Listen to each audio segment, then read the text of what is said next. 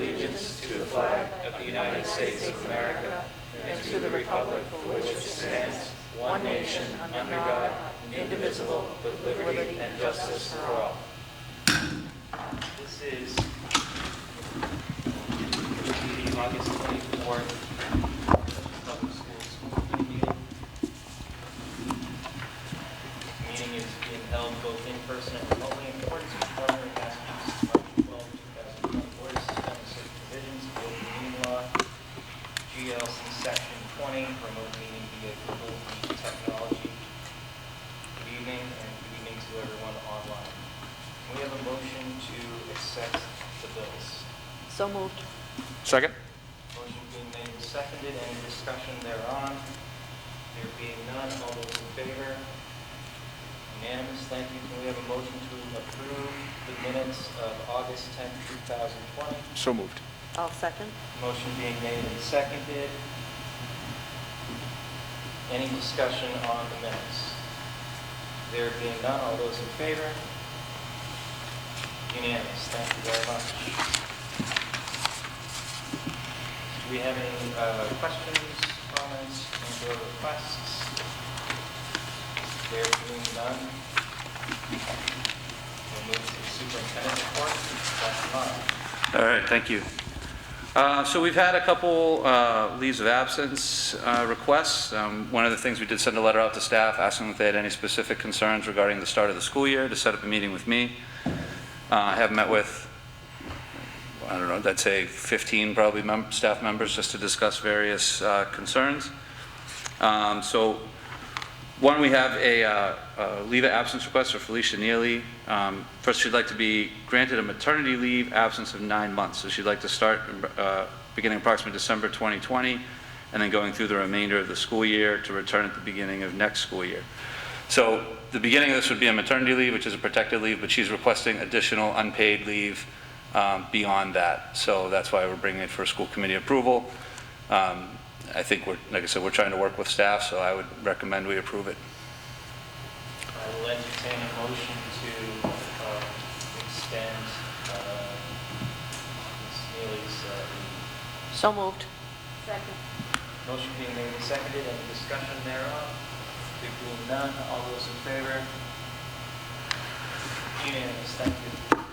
Great. I also have another request for leave from Joe Pasquale. She's an IA at the elementary school, and she is just basically due to her personal circumstances, she's requesting an unpaid leave of absence for the year, hoping to return next year. And I did meet with her to review it, and I would recommend we approve it. We have a motion to grant the extended the full year leave for Joe Pasquale.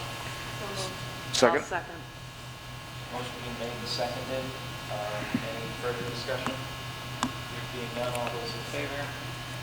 Thank you. Unanimous. Okay, and then I have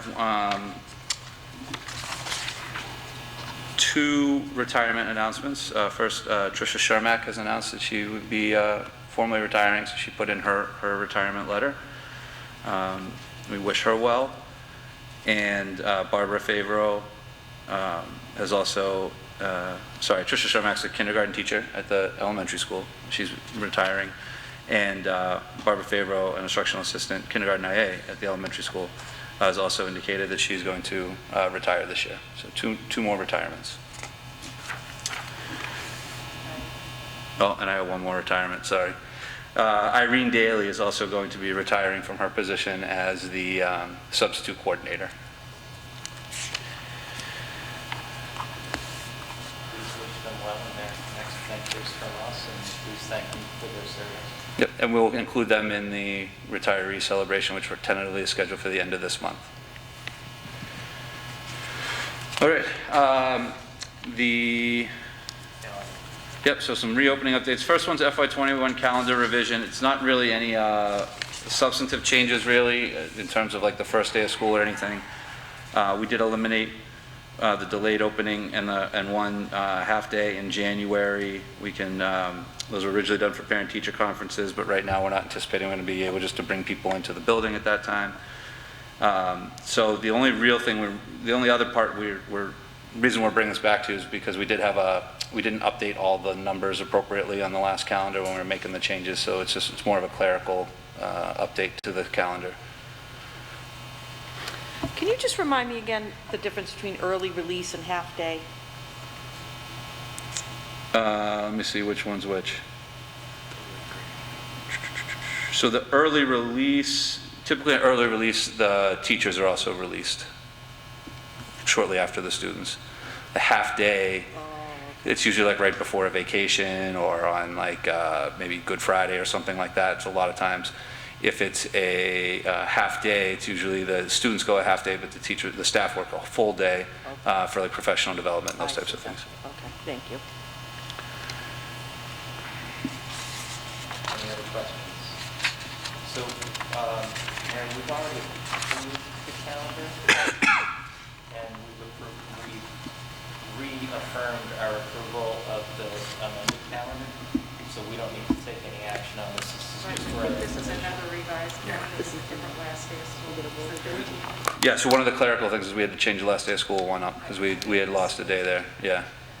So I would just say for No. just for out of an abundance of caution, we should probably approve this. So I'll make a motion that we approve the updated calendar. Thank you. Second. Motion having been made and seconded, any further discussion on the Clinton Public Schools 2020-21 school calendar? There being none, all those in favor?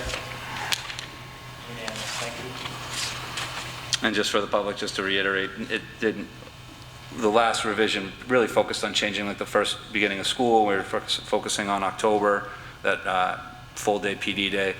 This revision was just kind of cleaning up the rest of the year that we kind of overlooked a little bit, so I apologize for that.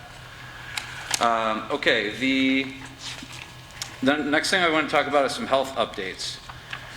So the first thing is, this is the August 19th, in your packet, you have the August 19th count and rate of confirmed COVID-19 cases. And I just gave you the page with Clinton. You could see the Clinton total case count was 268, which was 6 cases in the last 14 days. So what they've done now is they've kind of changed this metric. So instead of really focusing on percent positivity, what they're working off of now is this incident rate per 100,000. So if you look at the next page, there's kind of a map. You've probably seen this map on TV of which, how they classify cities and towns. And then the page after that map shows you what those color codings mean. Currently, Clinton is green. The first map that came out, the first iteration of this, which came out 2 days after our last school committee meeting, we were actually white at that point. So if you look at what those metrics mean on the next page, or unshaded, I guess. If you're unshaded, that's fewer than 5 cases. If you're green, that means your average daily case is less than 4 per every 100,000 people. They recommend if you're in unshaded or green that you should be able to go full-time in person or potentially hybrid if you have extenuating circumstances like some districts might face. If you go between 4 and 8, you go to yellow, which the DESE is recommending hybrid or remote if there's extenuating circumstances. And if you go over, if you get into the red area, greater than 8 per 100,000, they are recommending remote. So the one thing I will point out is that Clinton's total case count on this data sheet as of Wednesday, August 19th was 268. I believe on the data dashboard on the town's website, as of today, we were at 277. So there was approximately 9 new cases since this came out. So I am concerned that it is possible that the Wednesday data could have us maybe possibly in the yellow area, but I'm not positive. So what we'll need to do is I think we'll need to continually refer to that data and this guidance as we approach the school year. And we're going to want to look at not only what zone we're in, but I think also the trend we're at. So if we're in, we're going to get Wednesday, we're going to get a data snapshot. We're going to get at least 2 more of these published Wednesdays before school would be scheduled to start. So we've got about three more official releases of this data.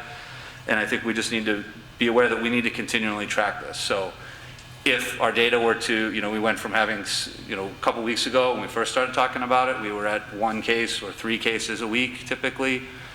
Last week was 6.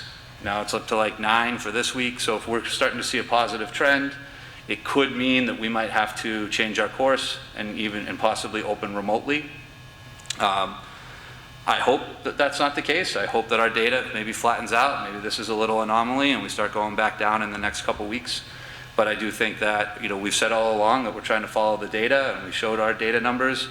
And I mentioned at the last meeting, so, I said, at the last meeting, based on like the data, if I was a superintendent in Georgia, I wouldn't feel comfortable opening schools, right? So same thing. Now that they have these published guidelines, I think we need to follow them. We need to monitor this data closely so we're making the right decision.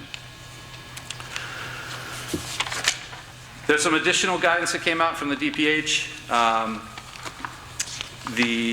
So the last thing they talk about is just some additional considerations, and one of them is multiple weeks of data is necessary to understand trends. That's just kind of what I talked about there. We'll want to look and see, since they implemented this system, from the time they implemented it till the time school starts, we're going to have a five data points, and we can look at that to try to see, is there a trend, or are we at like a spike and going back down? We'll be able to view that and make those decisions. The next thing in here is a memorandum from the DPH, and what they've done is a couple things. One, they redefined, this joint memo, the purpose of this memo was to clarify things. So basically what happened is what they had looked at is they looked at the DPH guidance and they looked at the DESE guidance, and they tried to say, as schools were looking to implement things and people were looking at different documents, they said some of these documents had inconsistencies, right? So maybe what the DESE called a close contact, the DPH wasn't necessarily defining as a close contact. So what they did is they released this memo to try to clarify that guidance. So one of them is definition of a close contact. It's defined only as those who have been within 6 feet of distance of an individual for at least 15 minutes while the person was infectious. And that's pretty much what the Board of Health has been using all along.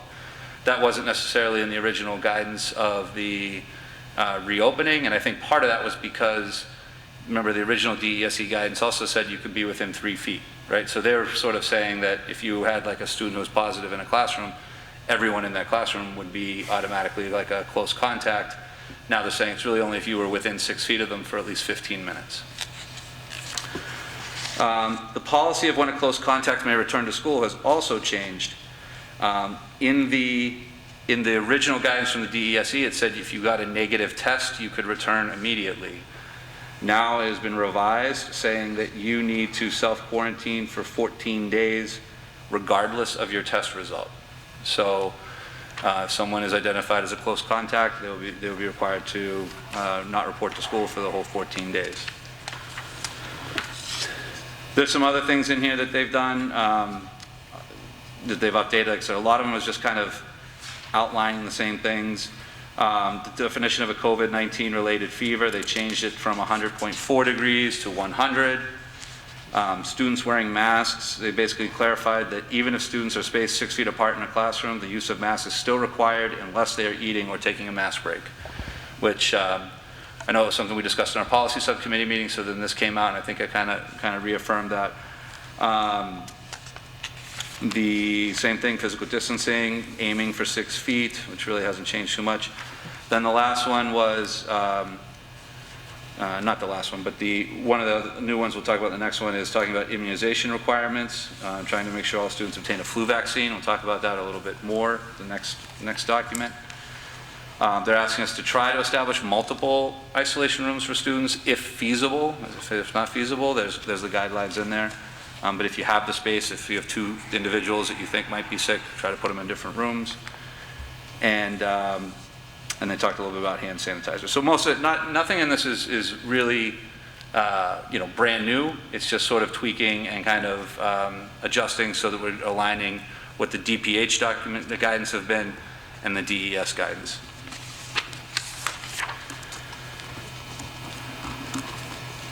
Okay.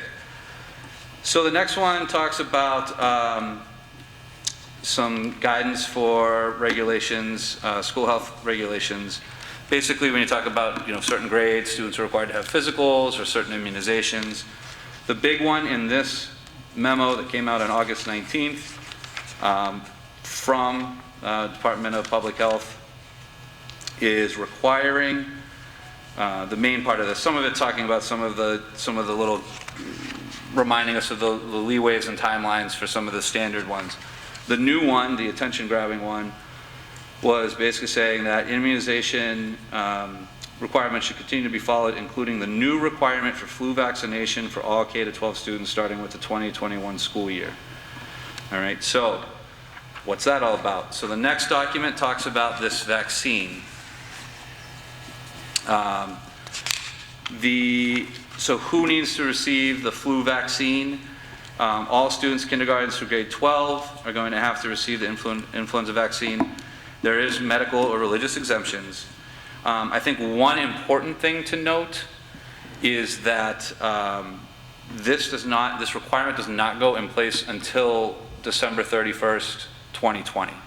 So this is not something where they're saying that, if a kid doesn't have a flu vaccine by September 16th, they're not going to be able to come to school. Okay, so the deadline for meeting this requirement is December 31st, 2020, which in my world right now might as well be 3 years from now, because that's how because we're trying to get through tomorrow. So, I think that's something we'll try to work with families. I know that this has not necessarily been a popular declaration that came out in the media. So we'll see, we'll see how that guidance stays, and if there's any changes to that guidance as we go. I think typically right now, if you're someone who would normally get your student vaccinated and you normally get the flu vaccine, we'd encourage you to do so because it is a requirement. So if you are going to see your doctor or something, go ahead and do that. If you're someone who typically would not, I guess we'll have to kind of wait and see, and we can look at that. But they are encouraging everyone, and I think a big part of that is, it's going to be hard to differentiate between the flu and COVID, and a lot of the similarities, a lot of the symptoms could be the same, and they also don't want to inundate hospitals if we see spikes in either one of those cases as we go into the winter. Can I have a quick question? Yeah. The way I read this, the students will have to have it by December 31st of this year? Yes. Okay. So it's not something that they need to have to start school. But they need to have it by December. Yeah. So. And have we notified the parents yet? Not yet. Like we haven't done. We're including that information in our parent registration meetings. I mean, I know it was pretty well popularized in the media, but I guess we could try to get that out a little bit more too. Maybe a link to one of these documents so that they can read it. Okay. So Steve, how do we sort of police that, if you will? So is it that now a student will have to furnish that documentation to the school nurse, or they won't be able to enter into the school? It seems a little odd that not that it matters for debate purposes, this is the state's requirement, but the flu season is certainly going to be upon us well before December 31st, but they're using the 31st of December as like, get it done by then. You'd think they would say, get it done before you come to school, because that would be the importance of it. But are we going to have to police this, or is this going to be something? Yeah, we'll have to track the data, and we'll have to fill out a survey. And we do it with, it's something that's already done for a lot of things. There are certain required vaccinations, there are required physical exams for certain grades. This is a new one because it's basically everybody, and we will have to gather that data. And the nurses will probably enter it in the same type of survey format that they do the others. So we'll continue to look at that. It looks like we might only have to complete the survey for it for kindergarten 7 and 11, which I think is normal anyway. So they might only be gathering the data. We might only have to report it for those 3 grades just so they can get a snapshot. Sure. But they're requiring it for everybody. Awesome, thanks. Anything else? Just going back for a second to that joint memo with the DPH. Yeah. Do we have something internally set up, like a representative from each school, like who's going to police the, if someone should happen to contract, and when they are able to come back and all that? Is it going to be like one person in each building that's going to be the... Yeah, so that's something we'll end up having, is we'll end up having like a COVID leader for part of the safety team. So we've talked a little bit about looking at maybe some CTA representatives for that. And then I think it'll be a combination of that person as well as like the administration and the nurse. So there will be, because I mean, the nurse is going to know most of that information, but we're also going to need to get some information from like the Board of Health and those types of things. And then those people will serve as representatives on our larger safety committee that's been meeting with the Board of Health and the police and fire and those types of things. Okay, thank you. Anything else?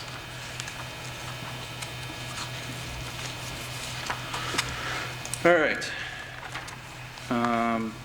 Oh, I would talk, just one other thing I'll mention. It was brought to my attention that there was some sort of Facebook rumor going around about some of the guidelines saying that like if a student was positive, that they could be taken to like a testing site without parent consent or something like that. And so I just wanted everyone to know that that's not, I don't know where that came from. I don't know if that's some other school's policy or something, but that's not ours. If there was any concern, students would be dismissed to their parents.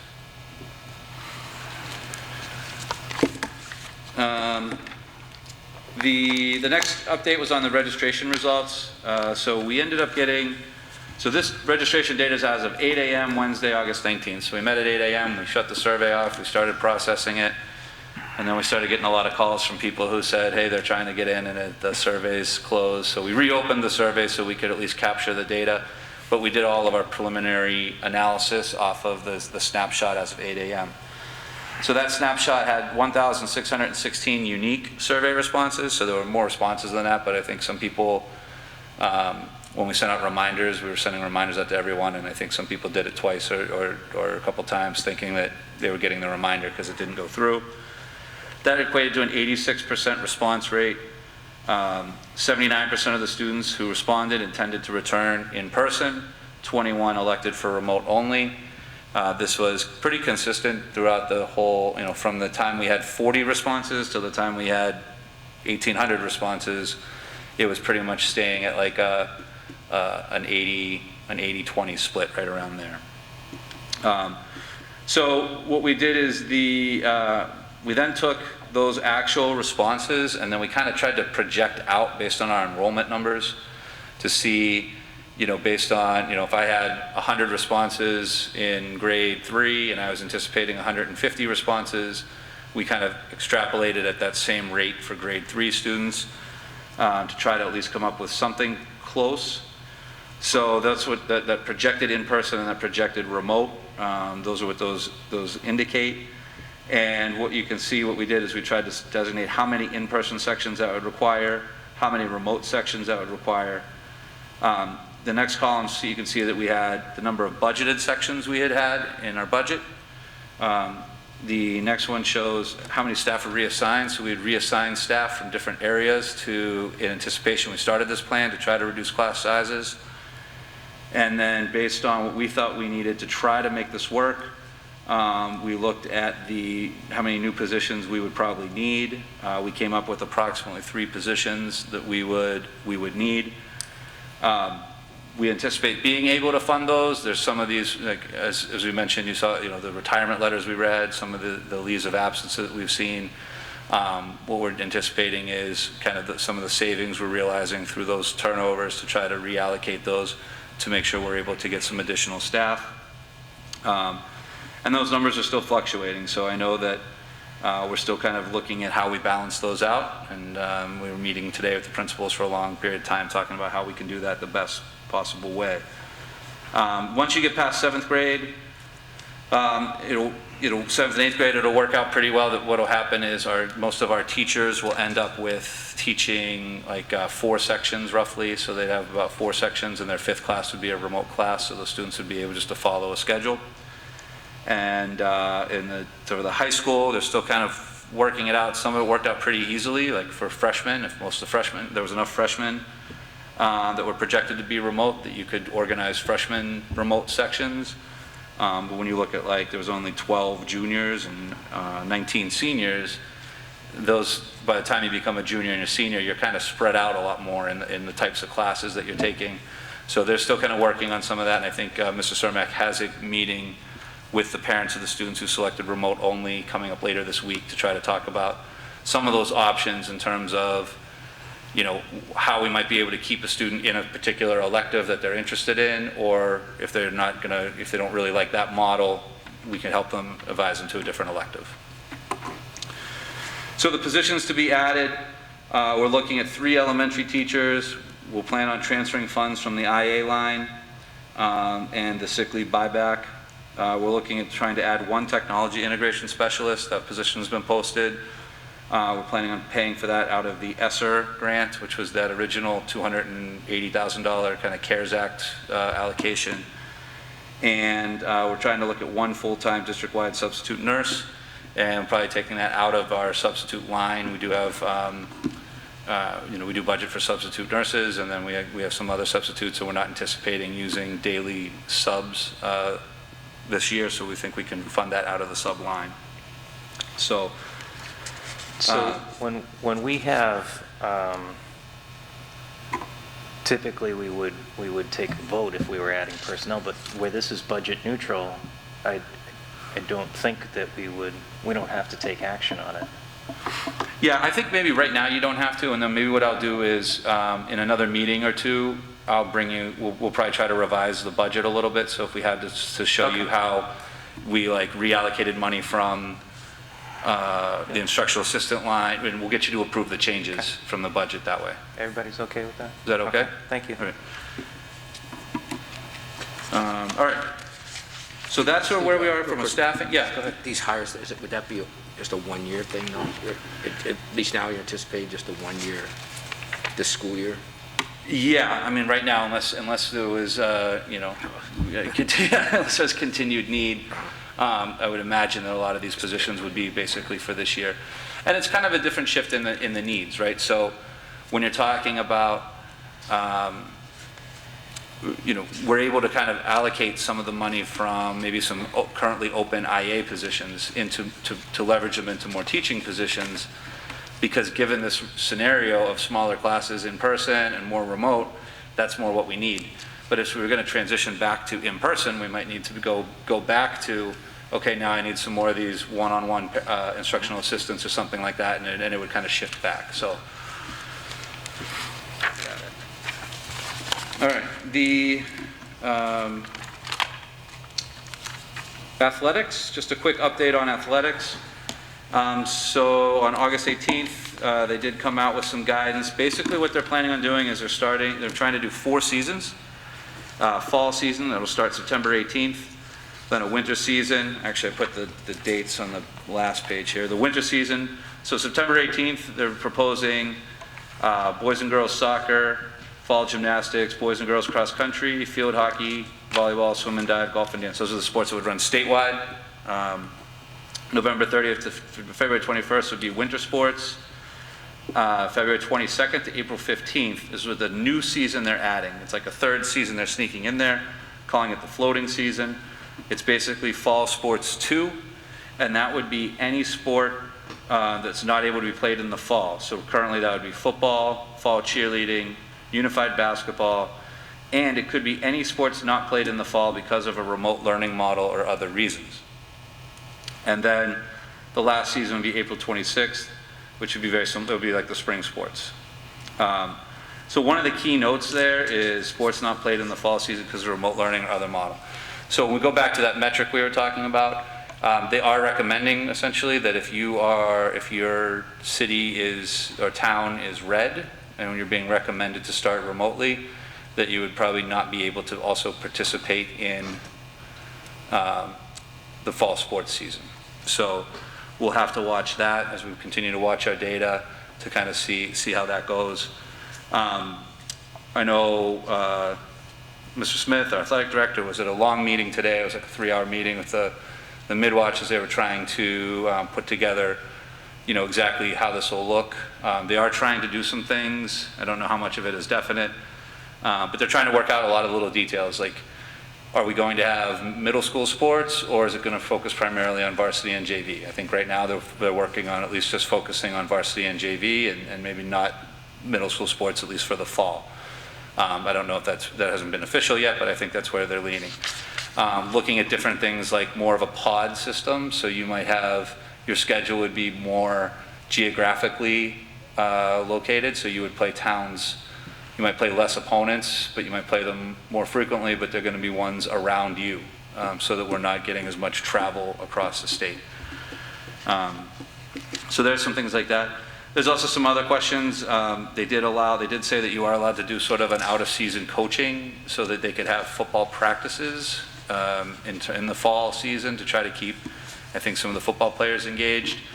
And there's some questions on what does that entail? What's the guidance for that? Are they talking like in pads? Are they talking in helmets? Or is it just running around? So we're still waiting on some clarification. So once you hit one hurdle, then there's the next ones to go over. But at least right now, the plan is to try to play sports. And this is a plan to try to make sure that we can hopefully give every sport a chance at some point during the year. Hey, Steve, just if you could for me. Yeah. Winter and floating season, could you just run those dates by me again real quick? You have them in there. they're here. If you keep flipping, there's like a page that I added at the end of that memo. Oh, I see it. Thank you. You're welcome. And then just for, I think basketball is the only sport we have that has a freshman team versus just JV and varsity. So if we were to go with just high school sports, would the freshman teams be included if they have one? I don't know. I think we'd have to talk. I would have to see what the league is doing too, I think, and see who they'd be able to play and all those types of things. So I think we'd have to figure that out. But there's some other questions too, like co-ops. You know, like when you co-op with another school district, are we going to be able to have those co-ops? And you know, potentially, maybe if it's like you're co-oping with a team that's in your pod, maybe you could still do it. But if it's not in your pod, are you going to? You know, so there's still a lot of the little fine details that still need to be worked out, and that's what the athletic directors and the MIA are working on now.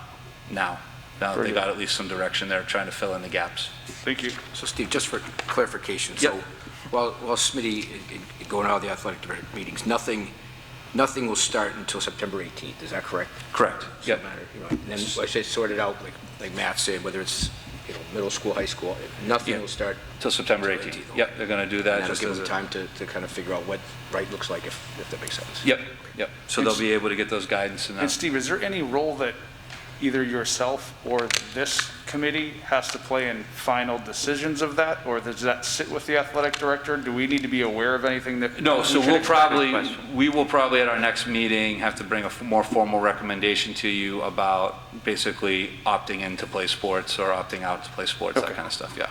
Very good, thanks. So they are leaving that at the local level to make your decision on based on your data, your situation with your, you know, your buildings, your learning, whatever, can you do this or not? Very good. Steve, and I hate to keep bothering you on Yeah. sports, but, well, I just saw in here, so if a school is totally remote, and it talks about the school committee having to approve the sports, now what does that do for our individual students that are going totally remote? So the MIA came out with a clarification that said that's not, the MIA does not have a rule against that, Okay. right? So there are students that have done things like that, right? There are students that are maybe in different Homeschools. homeschool or different like dual enrollment programs where they might be taking some college courses remotely or something like that. And as long as you meet the certain MIA requirements, like we can check your attendance and we can check your grades and those types of things, they've typically been eligible. So I think that's the same type of thing that they're saying, the MIA is saying there's no reason why those students should participate, but they are still leaving it.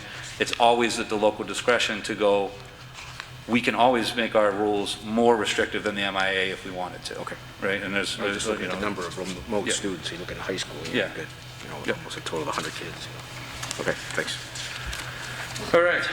So I think, just some general updates. So that's all I had for the written stuff. Facilities, just so everyone's aware, we did have one of the approved architecture companies tour the middle school. They came through to look at the HVAC and ventilation. We have not got that, they came, I think, a week ago, and they are, we have not got the final report from them yet, but we're hoping to get it any day. Proactively, we are upgrading 2 of the fan motors in the middle school, one in the gymnasium and one in the cafeteria. And by upgrading those fan motors, we're going to be able to increase the, I guess technically decrease the filter size or whatever, however you want to say that, so it can be more of a more fine filter in there so that the motors can handle that. And then another thing that we've done is we have ordered air purifiers for every classroom in the middle school. So every classroom would have a standalone air purification unit in it. And then so those two things are happening regardless, and then we're waiting for that report to see if there are any other immediate concerns that they have that need to be addressed. Transportation, I did meet with D-Bus last week once we had our kind of projected numbers to start looking at what that might mean for us.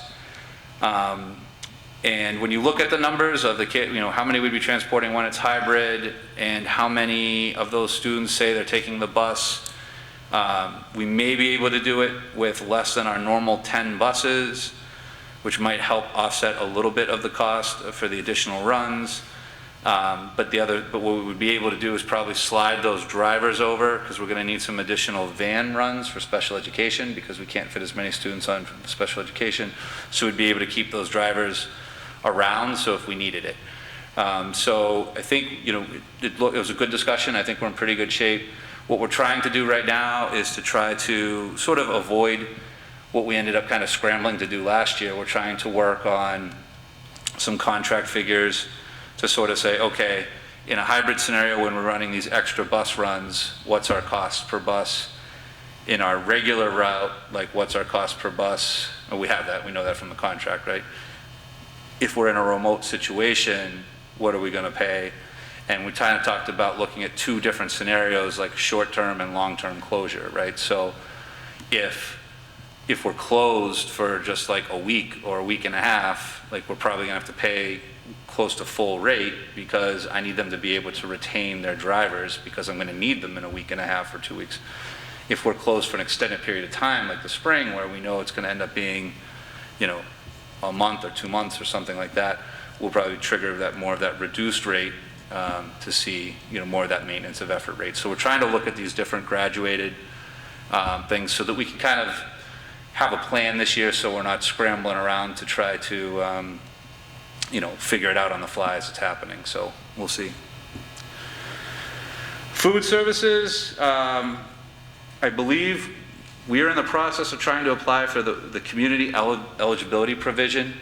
What that means is everyone would receive free breakfast and free lunch. When we ran the numbers, we've done this in the past, and we said it would result in a loss. It still will result in a loss this year. But what we're doing is we are trying to budget some of our COVID relief money to offset that loss.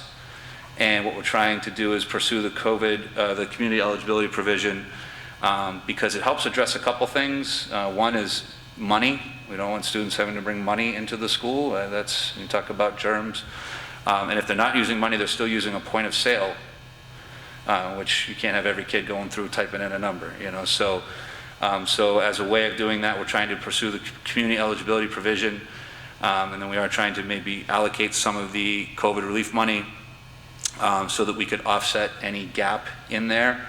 And that way, it would allow all the students in Clinton to get free lunch and free breakfast every day. And that way we could just do grab and go, and we don't have to worry about, PIN numbers and cash and those types of things. So we're working on that.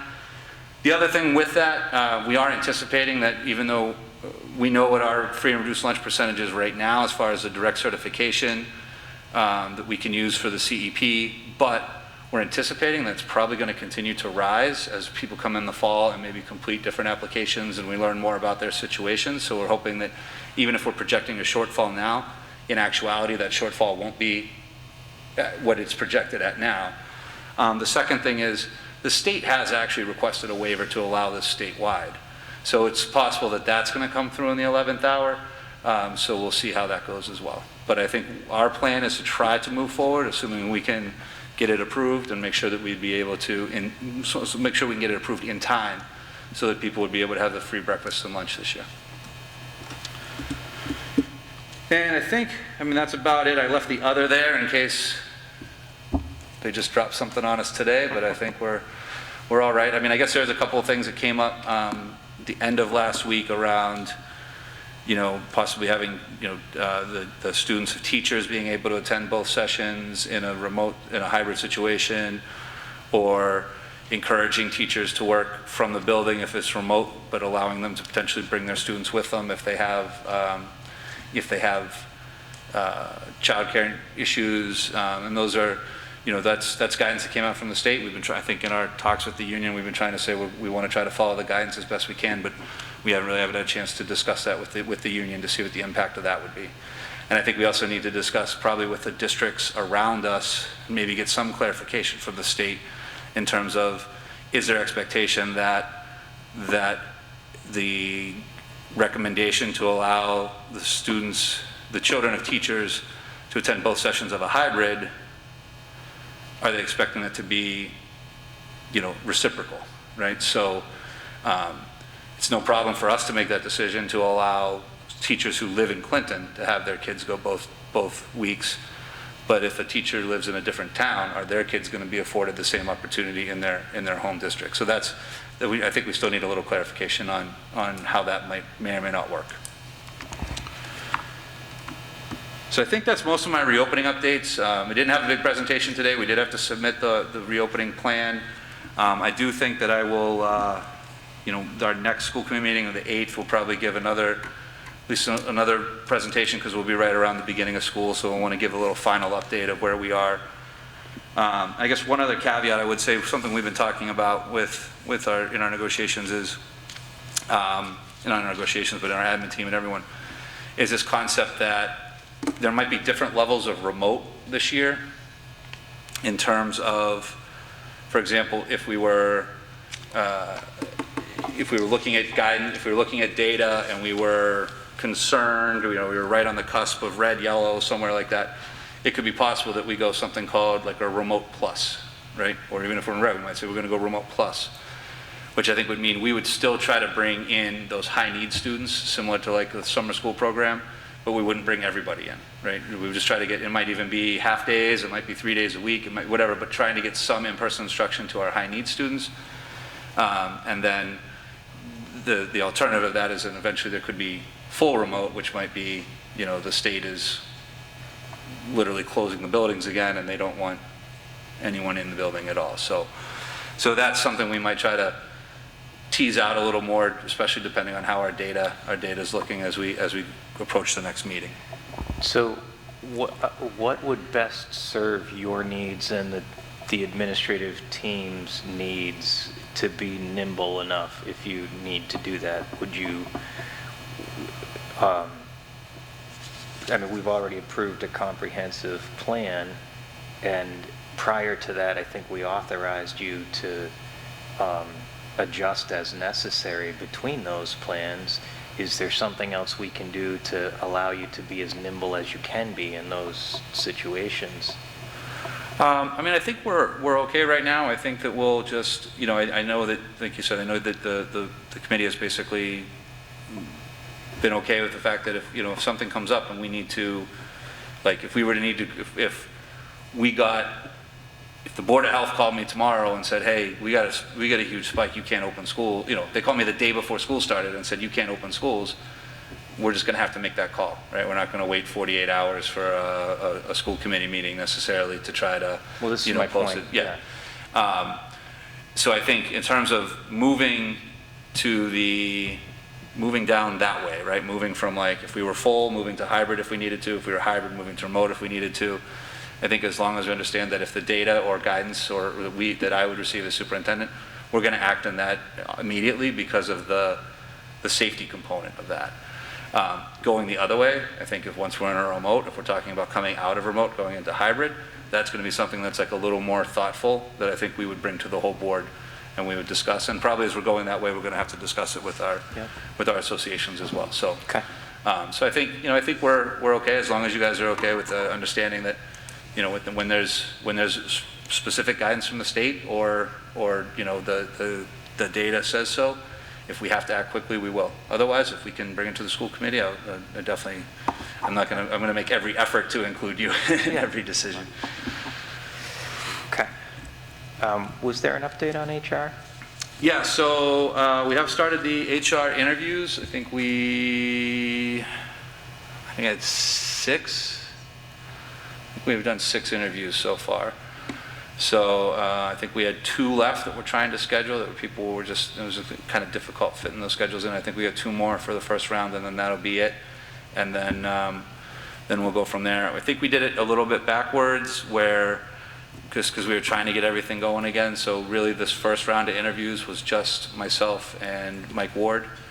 And so I think what we're talking about is hopefully once we kind of identify some finalists, to invite some people who are on the search committee to maybe meet with the finalists, which I know it's kind of backwards of how you normally do it, but just for the sake of trying to move the process let's get it along. done. Yeah. All right, thank you, Dr. Meyer. I know that the curriculum committee probably didn't meet, and yet I know that there's a lot of work that's being done with regard to curriculum, and is there anything that we need to know about or should know about relative to curriculum? No, but I guess I would say that some of the things that we're putting in place right now, like Edgenuity and Great Minds in Sync and iReady, and a lot of those decisions are kind of, in our discussions with the CTA, we've kind of talked about how, what we're trying to do with those is provide tools for teachers so that we are as prepared as we can to support students in a remote learning situation. And we know that it's not a normal thing, right? So I guess what we've kind of agreed to is that if we're going to continue, if let's say teachers think Edgenuity is a valuable tool and they love it and they say, hey, now that kids all have Chromebooks, we'd like to keep using it in the future, we would go through the traditional, our intent would be to go through the traditional kind of curriculum review and approval process for that. I think right now it was basically, we took the state guidance of sort of a program they endorsed, a program our group endorsed, and we said this is basically what we need to fit this scenario. And then I think we'll decide to look at how did it work? How did the teachers find it effective? Did they find it as a useful tool? Is it something that they feel like is beneficial, since now we're going to be 1-to-1 this year? Well, it means it's probably going to be 1-to-1 next year too, right? We're going to have all those iPad Chromebooks. So is it something they thought helped to leverage the technology? So I'd say, I guess, there's been some curriculum decisions that I think have just sort of been made out of necessity that I think that we would want to catch up on during this year as we can kind of evaluate it and try to make sure that we have the best path moving forward. Thank you. Safety committee met last week, is that right? Yep, we met on the 18th. That one focused mostly on, we had the fire chief and school resource officer there, and we talked a little bit about the state fire marshal had issued some memorandums about things that have already come up at some of our meetings, things like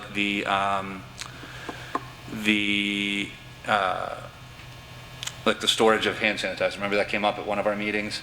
So the state fire marshal reminded people about, like, you're supposed to have a permit for that. It needs to be in a straight area. So the fire chief issues those permits. So we're getting all our permits in order and everything like that to make sure that we have everything all squared away. So it was good. And it was also talked about some things like, they know that a lot of people are storing furniture in different areas. You have to make sure you can't store, you can't obstruct a sprinkler and those types of things. So we did a lot of that safety type stuff at that meeting. I think that's it. Steve, did we set a next meeting at that meeting? I don't remember if we did. We didn't. I'm thinking that we'll... 2 weeks. I know it's been our cycle. Yeah, so which would have been, but that would have been the second day back with the teachers, right? Okay. So it would have been September 1st. My guess is, I was thinking about this today, I'll try to look and see if we can get something in the books. I'm thinking maybe that Thursday, because that way we'll have the data report from Wednesday, and we can just kind of look at that, and it'll be another piece we can look at with the Board of Health and talk about what we're seeing as far as trends. Perfect. Thank you. Anything from marketing? I know I got to get a newsletter out. I just got to find time. We'll get it out. We'll get something for a welcome back out soon. Sometimes the best marketing is all of the hard work and effort that you put into providing a safe and enriching environment, which that might be a good way to get the flu vaccine information out. Right? Well, okay. Under policy and procedures, you have 3 new policies that were in the packets in our last meeting. The policy subcommittee met to review them, and are recommending for your consideration and approval and adoption the three policies unchanged from the MASC. And we can take them individually. The first is EBCFA regarding face coverings. I'll make a motion, we approve that. Is there a second? Second? Motion having been made and seconded, any discussion thereon? There being none, all those in favor? Thank you. And to be clear, this is both first reading and moving right to adoption, and it will help the schools be as nimble as possible for when they open. And we'll be incorporating any of these policies that are adopted tonight into sort of, one of the things you'll see at the next meeting will be the handbooks, student handbooks. We'll need to approve those. We're not making significant changes to the actual student handbooks, but we're kind of, what we've been putting is sort of like a COVID addendum together so that we can highlight the changes so that we're not basically ripping a bunch of stuff out of a handbook that we're going to have to put back in the next year. So we'll be presenting those to you, but we'll be incorporating these policies into those addendums. Thank you. The second policy is policy ACAB on harassment. This expands on the Clinton Public Schools harassment policy to be quite extensive with regard to sexual harassment and includes due process protections. Again, the policy subcommittee is recommending that we move forward with the MASC model policy added on to the Clinton policy. And if I could just add one thing on this policy, just so Sure. people are clear. The major changes in this policy are the changes that were enacted at the federal level regarding Title IX. Yeah, thank you. So there's federal Title IX changes that kind of work their way down. They go into effect, I think they just went into effect actually a couple weeks ago. So we're trying to update our policy, and this is the MASC version, so it's basically written to align to the federal guidelines.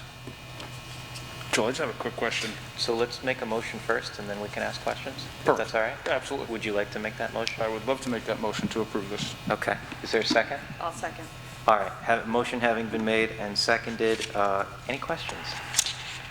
Probably less about necessarily specifically what's here, but and I should probably know this as a parent of two kids in the schools, but do our kids sign off on something that allows them to sort of understand what harassment is and how they're expected to conduct themselves, and that this type of behavior has consequences? Like, is that something, like, because I know like when you take a job in corporate, you sign like a handbook, right? Yeah. Are kids doing that year to year? Yeah, so these types of policies would be incorporated in our student handbooks, and technically we get some acknowledgement of receiving the student handbook. How thorough each student actually reads the student handbook, I think is I guess that's up to the individual, but they do give that, they do sign the thing saying that they've acknowledged that they've received it. So I think some of this stuff comes under sort of like bullying, harassment. It does get covered in different parts of the day, whether that's in health classes or whether that's in advisories, those types of things. Okay. It might be something we should think about downstream, just because I know, it's no different than like Little League has an oath that Little Leaguers take specific to like what the expected behavior is, but I think we're bullying so out of control these days, and kids, unfortunately, will have a propensity to say something that they think is funny but could be offensive to somebody else, even if we distilled it down to 10 core values that we expect them to recognize and sort of exemplify. Yeah, Maybe that's something to look at. I think that description of it does kind of occur through our PBIS program, which is our positive behavior intervention supports program, and that's more at the younger grades, right? It's more effective we're not going to just have a first grader sign off that they read this, right? So we try to teach it that way. More at the secondary level in high school, it's more of just kind of this is in your handbook, and they might go over it in certain things. So. Cool. Anything else? All right, motion is on the table to accept, for first reading and adoption of policy ACAB. There being no further discussions, all those in favor? All right. Unanimous, thank you. Last one is easy. It is policy IHBHE, which is remote learning, which I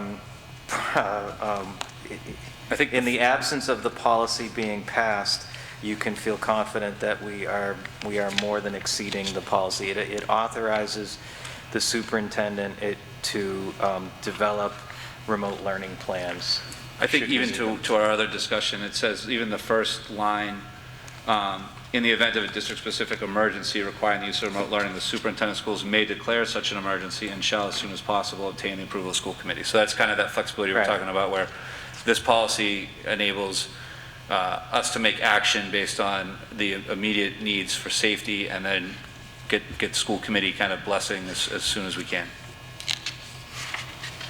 I'll make a motion, we approve and adopt that. Second?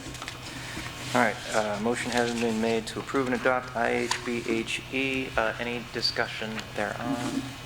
There being none, all those in favor? Thank you very much. Unanimous. Under negotiations subcommittee, we have, you have... I Joel, think- can I just make one Oh, clarification? yep, sorry. There was a remote learning addendum, IHBHE-E. I don't know if I we... thought it was part of the same thing. I don't know if it was, I just wanted clarification, if that was, the intent was to include that all as one policy, that's fine, I just wanted to make sure it wasn't overlooked. I think the motion just said IHBHE, so could I have a second motion to adopt and approve the addendum IHBHE-E? So moved. Motion having been made and seconded, is there any discussion? There being none. All those in favor? Thank you. Any unanimous? Thank you. Sorry about that. So you have a copy of the superintendent's contract. I don't know how thoroughly, I gave you, you got printed copies tonight, so it's reflective of the discussions that we had, but, you know, we will defer to the pleasure of the board whether you would like to make a motion to approve that contract now, or if you would like to sit on it and come back in the next meeting, or if you would like an additional executive session, and then we can go from there.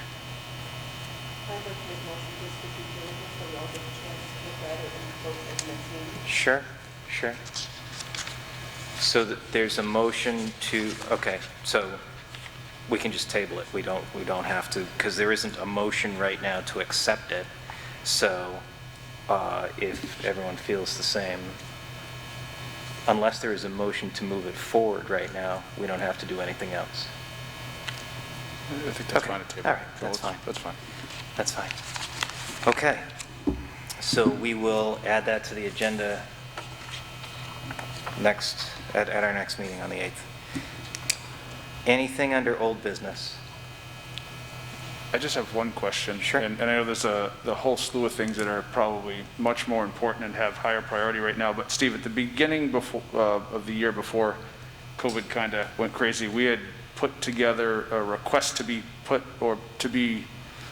considered for the list should we decide to continue to go down this path of maybe wanting to build a new school at some point. Is that something that is in neutral right now, something we should hear about later on down the path? I just wanted to get clarification on where that We is. filed a statement of interest. Yeah, so we did file the statement of interest that was completed and submitted on time, even though we were kind of in the shutdown. We still followed through with that paperwork. Typically, the timeline on that is you would normally find out something around Thanksgiving or so. You know, I don't know what timeline they're operating on right now, you know, in the absence of like a state budget or anything like that. Like, I don't know if they're able to move forward with commitments or anything like that, but we wouldn't expect to really hear anything on a normal year until usually around Thanksgiving. Great, thanks. And is this the time that we normally schedule the building walkthroughs for before the school year starts? Would be around this time. Yeah, I think that's probably a good idea and dovetails into, conversations we've been having both on this committee as well as in our subcommittees around just getting an update on what do proper protocols look like as we head into what the new norm is. Have we solidified on some sort of a checklist or a guidance form that everybody will be able to see and sort of materially manage by and things of that nature? Probably a good time to, at some point, have Russ come back and present that to us as part of maybe that building walkthrough. I also think that there's value in, to the degree that we can under, safety guidelines, but, to see what it looks like at an elementary school, what these classrooms look like with, I've seen pictures of it, but I think it would be valuable for you to see what a classroom looks like with desks 6 feet apart and, markings and whatnot and hallways and that kind of thing, so. Sure. So I'd say if you wanted, we could try to schedule something, maybe starting not like Monday of next week, but sometime during next week if you guys wanted to, and then you could have them by the meeting for the 8th if you wanted, or as soon as you can, whatever works your schedule. Yeah, I think as long as it works in your schedule, the teacher schedules, I don't think anybody wants to be in people's way or to take away from the limited time to prepare, but I'll speak for myself. I find it illuminating every time. Mm-hmm. Deb? I'm just curious, instead of trying to go on auditorium and Tina and you and me and, instead of all of us going, would it be possible to all mask up and go together? Well, again, I will speak only for myself. I don't have that kind of time to go to all of the schools. But it doesn't have to be about me either. That if that was something that you wanted to do and take, 30 minutes in each school or get an overview. Just a thought. Or even set a date and make it available, and those that can make it, but make sure you have representation from this committee. Yeah, so if anyone's having trouble hearing on the microphone, the suggestion was, instead of having like an individual, instead of like what we might do in a typical year of sort of dividing it and each person going to like one facility, do we sort of have more people so they can kind of get a sense of how the buildings are? And I think that sounds reasonable. Obviously, like, there's a lot of changes right now. So I think, Matt, maybe what we can do, to your point, is maybe we can try to schedule something and just sort of inform people of the times, and that way, and if we can verify at least some of the times so that people we know we're going to at least have someone at every tour, but they're kind of open to whoever wants to come. I think maybe is that a fair way to do it? Yeah. Okay. Sure. It's a good idea. Right. So we would have to make sure that no 3 of us show up at the same time without an agenda. Well, then you might as well just go one. I didn't know that, yeah, Just post it as a walkthrough. Yeah. okay. Yeah. Anything else under old business? Are we still on old business? We are.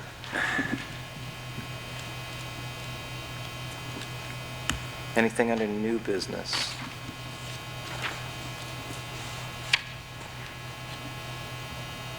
I have one thing under new business. With the opening day of school, I'm presuming that you're not putting the entire district, or I don't know. I don't know how that will be developed and whether or not you need or You know are what, I totally expecting forgot school about that. We committee- normally invite all of you to the opening session, but I'm it's going to be a little bit different this year. So I'll get you guys all that information. I'm sending out a letter to the staff tomorrow that'll kind of have some information on that. I'll get you the same letter. Our goal is to have basically a sort of a group location at each building. So like a library or a cafeteria area we'll set up. We'll have the primary, like we have a keynote speaker, our opening welcome, those types of things they'll be done from here. We'll have this open for people that want to attend as long as we can socially distance here, but it will be live streamed. And we'll have a couple group areas where you can watch in the buildings if you wanted to sit with some other, socially distance, sit with other people in like a cafeteria or something. But we'll also have, the ability for staff members to watch from their individual classroom if they're more comfortable doing that. So what we're trying to do is give options so that all the staff can try to participate in the sessions in the setting that they're most comfortable in at this point.